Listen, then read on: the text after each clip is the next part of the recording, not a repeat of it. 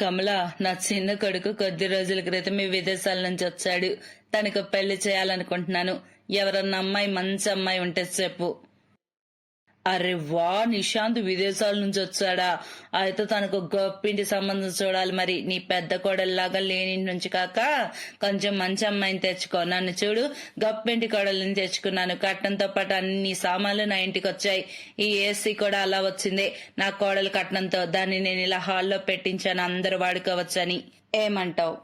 చాలా మంచి పని చేసావు. ఇక నేను ఉన్నాను. నా పెద్ద కోడలుందే, ఏమీ తీసుకురాలేదు. ఇక నా ఆశలన్నీ చిన్న కోడల మీదే. అందుకే మంచి డబ్బున్న పిల్లని చూడు మా నిశాంతికి. అరే నువ్వేం బాధపడకు, నిశాంతికి మంచి డబ్బున్న సంబంధం చూస్తాను నేను.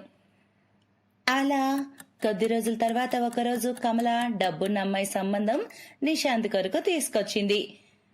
చూడు విమల, అమ్మాయి ఎంత అందంగా ఉందో, పైగా డబ్బున్న అమ్మాయి, అందులో ఒక్కగానొక్క బిడ్డ. చాలా కట్నం దొరుకుతుంది. మాట్లాడమంటావా చెప్పు. అరే ఇంకా అడుగుతావేంటి? అలా త్వరగా ఈ సంబంధం మాట్లాడు. రేపే వెళ్దాం వాళ్ళ ఇంటికి చూడటానికి. విమల దురాశపర్రాలు. తన పెద్ద కొడుకు పేదింటి అమ్మాయిని ప్రేమించి పెళ్లి చేసుకున్నాడు. అందుకే తనకు కట్నంగా ఏమీ రాలేదు. అందుకే విమల ఎప్పుడూ ఆమెతో కోపంగా ఉంటుంది. అలాగే విమల శబదం పట్టు కూర్చుంది, తన చిన్న కొడుక్కి కట్నం బాగా ఇచ్చి డబ్బున్న అమ్మాయిని చేయాలని. అలాగే సంబంధం కుదిరింది. ఇక గొప్పింటి అమ్మాయి అయిన సానియాను తన చిన్న కొడులుగా తెచ్చుకుంది విమల. స్వాగతం రా నా ప్రియమైన కోడలా, నీకు ఇంట్లోకి స్వాగతం. ఎంత అందంగా ఉంది నా చిన్న కోడలు, అచ్చం లక్ష్మీదేవిలాగా. సానియా కట్న కానుకలు చాలా తెచ్చింది. ఏసీ, వాషింగ్ మిషన్, ఫ్రిడ్జ్ ఇలాంటి అనేక సామాన్లు. అవన్నీ చూస్తూ విమల ఎంతో మురిసిపోయింది. ఇంక విమల సానియాను ఆమె గదిలోకైతే తీసుకెళ్లింది. ఆహో, ఈ గదిలో ఏసీ కూడా లేదు. నేను ఈ గదిలో ఎలా ఉండాలత్తయ్యా? మీరు నా పుట్టింటి నుంచి వచ్చిన ఏసీని నా రూమ్ లో పెట్టించండి దయచేసి. కోడలా, నీ గదిలో ఏసీనా? కానీ నేను అనుకున్నాను ఏసీని హాల్లో పెట్టిద్దామని. అలా ఎలా అనుకుంటారు? ఏసీ మా నాన్న కొన్నాడు. ఆయన నేను అత్తింట్లో సమాజ సేవ చేయడానికి రాలేదు. అలాగే టీవీ కూడా నాకు పెద్ద స్క్రీన్ చూడటం అలవాటు. ఈ చిన్న స్క్రీన్ టీవీ కాదు. టీవీని కూడా నా గదిలో పెట్టించండి. సరే కోడలా, నువ్వు చెప్పినట్టు చేస్తాను. విమల సానియా గదిలో ఏసీ, ఫ్రిడ్జ్, టీవీ పెట్టించింది. అలా కొద్ది రోజులైతే గడిచాయి. ఇక డబ్బున్న చిన్న కోడలు రోజంతా ఏసీలో కూర్చుండటం, తన తోడి కోడలు రజని పని చేస్తూ ఉండటం జరుగుతుంది. ఒకరోజు ఎండల వల్ల రోజంతా పనిచేస్తున్న రజని గొంతైతే బాగా ఎండిపోయింది. ఎండాకాలం కదా, గొంతంతా ఎండిపోతుంది. చల్లటి నీళ్లు తాగాలనిపిస్తుంది. రజని సానియా గదిలోకి వెళ్లి ఫ్రిడ్జ్ నుంచి వాటర్ తీసుకుని తాగుతుంది. ఆహా, చల్లని నీళ్ళు తాగితే ప్రాణం లేచొచ్చింది. అప్పుడే సానియా షాపింగ్ చేసి బయట నుంచి వస్తుంది. ఆహా, చల్లటి నీళ్ళేవో నీ సొమ్మైనట్టు బాలే తాగుతున్నావే. కానీ నా గదంతా ఇంత దుమ్ముగా ఉంది, దీన్ని క్లీన్ చేయాలని తెలీదా? సానియా నీనా? నువ్వే. గదుడిస్తే ఏం పోతుంది నీకు? సానియా కరెక్ట్ గానే చెప్పింది. తను షాపింగ్ చేసి అలసిపోయి వచ్చింది. తన గది నువ్వు శుభ్రం చేస్తే ఏమైనా తప్ప? కానీ త్వరగా తన గది ఉడువు. అలాగే ఫెనాల్ వేసి మొత్తం శుభ్రంగా తొడువు. అర్థమైందా? సరే అత్తయ్య. సానియాకి తన డబ్బు పట్ల, అందం పట్ల గర్వం. ఇక రజని ఏమో చాలా మంచిది. కానీ ఆమె మంచితనం ఎవ్వరికీ పట్టదు. తన అత్తయ్య ఆమెను ఎప్పుడూ ఏదో ఒకటి అంటూనే ఉంటుంది. ఒకరోజు సానియా బాగా తయారై సినిమా చూడటానికి బయలుదేరుతుంది. అది చూసి రజని అంటుంది, సానియా నన్ను కూడా సినిమాకి తీసుకెళ్ళవా? నేను బయటకెళ్ళి చాలా రోజులైంది. నీకు సరే అనిపిస్తే నేను కూడా నీతో రానా? నన్ను కూడా తీసుకెళ్ళవా? నువ్వు నీ మోహన్ చూసుకున్నావా? నువ్వు నీ చీర. నిన్ను నాతో తీసుకెళ్తే నాకే ఇన్సల్ట్ గా ఉంటుంది. అవన్నీ ఆలోచించుక నీ లెవెల్ కి తగ్గ పనులు చేసుకో. అవే ఇంటి పని, వంట పని, అలా ఇంట్లో ఉండి. అర్థమైందా? సానియా మాటలు విన్న విమల అక్కడికి చేరుకుంటుంది. అరే ఏమైంది? నా చిన్న కోడలికి కోపం ఎందుకు వచ్చింది? సానియా విమలకి జరిగిందంతా చెబుతుంది. అది విన్న విమలకు కోపం వస్తుంది. అసలు నీకంత ధైర్యం ఎక్కడి నుంచి వచ్చింది చిన్న కోడలతో అలా అనటానికి? అయినా నీ నల్ల మొహాన్ని చూసుకున్నావా? ఏ పాపం చేసుకున్నానో ఏమో, నాకు నీలాంటి కోడలు ఒకటి నా ఇంట్లో తగలడింది. వెళ్ళు, వెళ్ళి ఇంటి పనులు చూడు. గిన్నెలు ఆడపడున్నాయి, పోయి కడుగు. సినిమా కావాలంట, సినిమా యదవ మొహానికి ఒకటి. రజని ఏడుస్తూ అక్కడి నుంచి వెళ్లి ఇంటి పనులు చేస్తూ ఉంటుంది. రజని విషయంలో ఎప్పుడూ అలాగే జరుగుతుంది. అలా రోజులు గడుస్తూ ఉన్నాయి. కొద్ది రోజుల తర్వాత ఆ ఇంటి ఇద్దరు కోడళ్ల పుట్టినరోజులు రానున్నాయి. అయితే ఇద్దరు పుట్టినరోజులు ఒకే రోజు రానున్నాయి. ఇక విమల చిన్న కోడల కోసం ఖరీదైన చీర తెస్తుంది. ఇది తీసుకో సానియా, వస్తుంది ఈ ఇంట్లో నీ మొదటి పుట్టినరోజు కదా, ఆ రోజు ఈ చీర కట్టుకో. ఏ చీర అత్తయ్య? ఏ నచ్చలేదా నీకు? సానియా మూతి ముడుచుకొని అంటుంది. లేదు, అంత చెడ్డగా ఏం లేదు, కానీ ఏంటంటే పెళ్లి తర్వాత నా ఫస్ట్ బర్త్డే కదా వస్తుంది, అందుకని డాడ్ నా కోసం స్పెషల్ గా వెండితో డ్రెస్ కొట్టించారు, అది కూడా పెద్ద ఫ్యాషన్ డిజైనర్ తో. సో ఈసారి నేను అదే కట్టుకుంటాను. డాడ్ కూడా హ్యాపీ ఫీల్ అవుతారు. ఓరి దేవుడా, వెండి డ్రెస్సా? నా కోడలు ఆ డ్రెస్ లో నిజంగా లక్ష్మీదేవిలా ఉంటుంది. ఇంటి పనులు చేస్తూ ఉన్న రజని ఆ మాటలు విని బాధపడుతుంది. తన అత్తయ్య తన కోసం ఏమీ తీసుకురానందుకు చాలా బాధపడుతుంది. పుట్టినరోజు నాది కూడా కదా అత్తయ్య, నా కోసం ఏమైనా తేలేదా? ఏదైనా తక్కువ రేట్ డ్రెస్ నాకు తెచ్చిస్తే నేను సంతోషించేదాన్ని కదా. ఈ నల్ల ముఖం బికార్దానా, నీకు ఎన్నిసార్లు చెప్పాను, ఊరిక పేరుకే నువ్వు ఇంటి కోడలివి, నీ స్థానం మాత్రం పని మనిషిది. ఆహా, డ్రెస్ కావాలంట మహారానికి, ఏదో నీ అయ్యే సొమ్మంతా నా దగ్గర ఉన్నట్టు. నువ్వు నాతో కంపేర్ చేసుకోవడం ఫస్ట్ ఆపేసాయి, ఓకే? ఇక నా బర్త్డేకి అత్తయ్య చాలా మందిని పార్టీకి ఇన్వైట్ చేశారు, కాబట్టి ఆ రోజు ఇల్లంతా బాగా సర్దు, అలంకరణ చెయ్యి, మంచి మంచి వంటలు చెయ్యి. ఆ తర్వాత నువ్వు ఇంటిలోంచి బయటకు వెళ్ళిపో, ఎందుకంటే నీలాంటి ఒక నల్లటి పేద తోడి కోడలు నాకుందనే విషయం నా ఫ్రెండ్స్ కి తెలియటం నాకు ఇష్టం లేదు. ఆ రోజు రజని బాగా ఏడుస్తూ ఉంది. ఆమె భర్త మనీష్ వేరే టౌన్ లో జాబ్ చేస్తూ ఉంటాడు, అందుకే తన్ను ఓదార్చడానికి అక్కడ ఎవరూ లేరు. పొద్దున్నే లేచి రజని ఇల్లంతా శుభ్రం చేసి డెకరేషన్ మొత్తం పూర్తి చేసి తర్వాత రకరకాల వంటలన్నీ చేస్తూ ఉంది. సానియా తన పుట్టినరోజుకు వాళ్ళ నాన్న ఇచ్చిన వెండి డ్రెస్ వేసుకుంది, బాగా తయారైంది. మరోవైపు పాపం రజని మాత్రం పాత చీరే కట్టుకొనుంది. అరే వా, నా కోడలి డ్రెస్ లో ఎంత అందంగా ఉంది, అచ్చం చందమామలాగా ఉంది. ఉమ్మా, నీకు ఎవ్వరి దిష్టి తగలకూడదమ్మా, చల్లగా ఉండమ్మా. పుట్టినరోజు శుభాకాంక్షలమ్మా సానియా నీకు. థ్యాంక్ యూ అత్తయ్య. ఇక నువ్వు ఇంటి పని పూర్తయితే ఇక్కడి నుంచి వెళ్ళిపో, నీ అవసరం ఇక లేదు. బయటకెళ్లి పార్టీ అయ్యాక రా, ఏదో ఒకటి మిగిలింది తిని అంత శుభ్రం చేయడానికి. రజని తన తలరాతను తాను తిట్టుకుంటూ అక్కడి నుంచి వెళ్తుంది. అలా వెళ్తూ ఒక చిన్న అడవిలోకి వెళ్తుంది. అలసటతో ఒక చెట్టు కింద కూర్చుంటుంది. నా నల్ల మొహం పేదతనం వల్లే అత్త తోడికోళ్లకు నేను చిలుకనైపోయాను, అందరూ నన్ను అసహించుకుంటున్నారు, దానిలో నా తప్పేముంది అసలు అని తనలో తాను అలా అనుకుంటూ బాధపడుతూ ఉండగా తన దృష్టంతా ఎదుట నీటిలో మునిగిపోతున్న కుందేలుపై పడింది. అయితే అది అక్కడ నీటి ఊబిలో చిక్కుకొని మునిగిపోతుంది. అరే, అందులో అదేదో మునుగుతుంది, నేను దాని ప్రాణం కాపాడాలి. రజని త్వరగా వెళ్లి ఆ కుందేలును బయటకు లాగి సాయం చేస్తుంది. కానీ తన కాలు జారి తను ఆ నీటి ఊబిలో పడి మునిగిపోతుంది. కాపాడండి, నన్నెవరైనా కాపాడండి, కాపాడండి. అప్పుడు సడన్ గా అక్కడే పక్కనే ఉన్న చెట్టు తొర్రలో నుంచి ఒక బంగారు డ్రెస్ రజని దగ్గరకు వచ్చి పడుతుంది. అది చాలా గట్టిగా ఉంటుంది.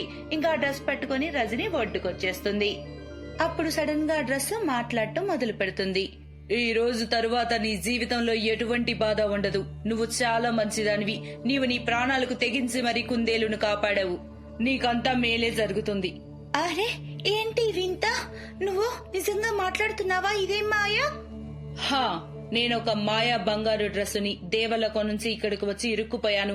నేను ఎప్పుడైతే ఒక మంచి మనిషికి సాయం చేస్తానో అప్పుడు నాకు ముక్తి లభిస్తుంది. ఇక నువ్వు నన్ను తీసుకొని వేసుకో, నీ బాధలన్నీ తొలగిపోతాయి. ఆ మాటలు విన్న రజని ఆ డ్రెస్ వేసుకుంటుంది. ఇక ఆ డ్రెస్ వేసుకోవడంతోనే తను చాలా అందంగా మారిపోతుంది. రజని చాలా ఆనందిస్తుంది. ఆ డ్రెస్ వేసుకొని రజని తన తోడి కోడలు బర్త్డే పార్టీకి వెళ్తుంది. ఆమెను చూసి అందరూ ఆశ్చర్యపోతారు. ఇదేంటి, నువ్వు బంగారు డ్రెస్ వేసుకున్నావు, అసలు నువ్వింత అందంగా ఎలా అయ్యావు? రజని జరిగిందంతా చెబుతుంది. అది విని సానియా కళ్ళు తేలేస్తుంది. రజని ఆ బంగారు డ్రెస్ సాయంతో సొంత బంగళా కూడా కొనుక్కుంటుంది. ఆ ఇంట్లో అన్ని రకాల కావలసిన సామాన్లు ఉంటాయి. ఇక ఆ ఇంట్లో రజని తన భర్తతో కలిసి ఎంతో సంతోషంగా ఉంటుంది.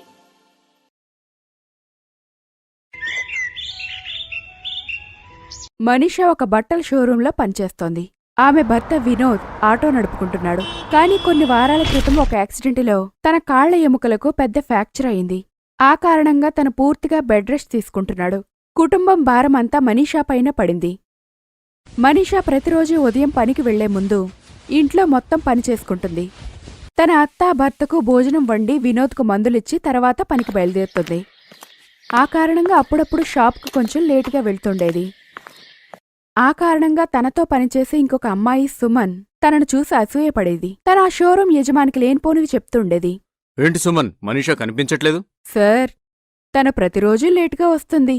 ఏదో వంక పెట్టడానికి వెతుక్కుంటుంది. ఒక్కోసారి వాళ్ళ ఆటో నాశనమైందని, ఒక్కోసారి నా భర్త ఆరోగ్యం బాలేదని, ఇంకోసారి అదేయిందని ఇదేయిందని ఏదో ఒక సాకు చెప్తూ ఉంటుంది. అదిగో వచ్చింది. నమస్కారం సార్. ఏంటి మనీషా, టైం చూసావా? గడియారం చూడు. ఇదేనా షోరూంకి వచ్చే టైం? 10 గంటలకు రావాలి, 10:15 అవుతోంది. 15 నిమిషాలు లేటుగా వచ్చావు నువ్వు. సార్, నేను 10 గంటలకే వస్తాను, కాని ఈరోజే లేటైంది. సుమన్ చెప్పింది నువ్వు రోజు లేటుగానే వస్తావంట. ఏంటి సుమన్ అబద్ధం చెప్పిందా? ఈరోజు నేను నా కళ్ళతో చూశాను. భలే కథలు చెప్తావే నువ్వు, తప్పులు దాయడానికి. నీకు తెలుసా నీ మీద ఎంత బాధ్యతుందో? కస్టమర్లు పొద్దున్నే వచ్చేస్తారు.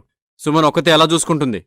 వెళ్ళి కౌంటర్లో నిలబడు. ఇవాళ నీకు మధ్యాహ్నం లంచ్కి 15 నిమిషాలే, అరగంట కాదు. మనీషా ఏం మాట్లాడకుండా వెళ్లి కౌంటర్ దగ్గర నిల్చుని వచ్చిన వాళ్ళందరికీ బట్టలు చూపిస్తూ ఉంది. అది చూసి సుమన్ చాలా నవ్వుకుంటుంది, ఎందుకంటే తనకు శిక్ష పడిందని. మనీషా చాలా ఆకలిగా ఉంది, ఎందుకంటే ఇంటి పనుల్లో పడి తను ఉదయం నుండి ఏమీ తినలేదు కాబట్టి. పాపం అమాయకురాలు పూర్తి రోజంతా కౌంటర్ దగ్గర నిలబడి అలా బట్టలు చూపిస్తూనే ఉంది. ఇంకా సుమన్ ఏదో వంక పెట్టుకుని అస్తమానం స్టోరూముకు వెళ్లేది. ఏదో పనిమీద ఫోన్ చూసుకుంటూ ఉండేది. మనీషా ఉదయం నుండి ఏమీ తినలేదు. సాయంత్రానికి ఇంటికి వెళ్ళింది. ఇక ఇంటి పనుల్లో పడిపోయింది. వాళ్ళత్తయ్య ఇంట్లో ఏ పని చెయ్యలేదు. రోజంతా అలా కూర్చునే ఉంటుంది. వినోద్ మంచి చెడ్డలు చూసుకుని రాత్రికి భోజనానికి సిద్ధం చేస్తోంది. ఇలానే మనీషా యొక్క జీవితం గడిచిపోతూ ఉంది.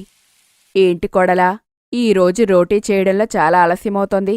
ఇస్తున్నానత్తయ్య, కొంచెం పప్పు ఉడుకుతోంది.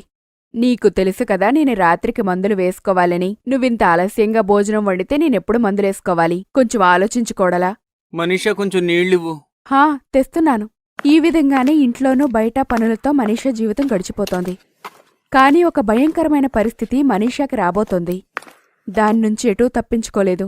తర్వాత రోజు మనీషా షాప్కెళ్లేటప్పటికి షాప్ యజమాని కోపంగా కూర్చున్నాడు. మనీషా, ఒక మాట చెప్పు. నిన్న మన పట్టణంలోనే ధనవంతుడైన దేవిలాల్ గారమ్మాయి పూర్ణిమ లెహంగా కొనడానికొచ్చింది. ఆమె 2 లక్షలు విలువైన లెహంగా కొనింది.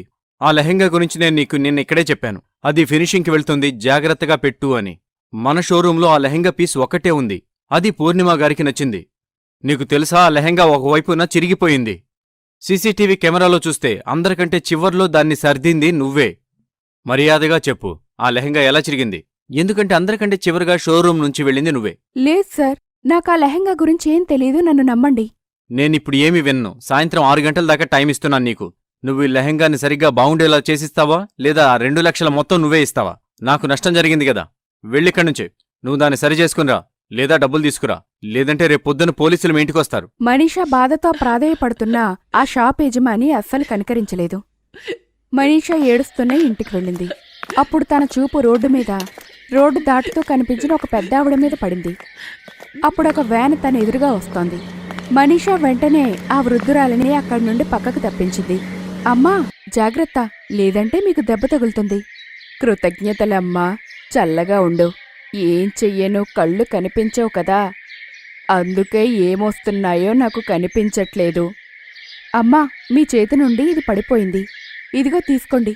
అమ్మా, నీకు తెలుసా, ఇందులో చాలా ఖరీదైన బట్టలున్నాయి. దీనివల్ల మనకిష్టమైనది ఏదైనా మాయాజాలం ద్వారా మార్చుకోవచ్చు. నేనిక్కడ చాలా మాయాజాలం చేశాను. ఈ బట్టల ద్వారానే చాలా అందమైనవి తయారు చేశాను.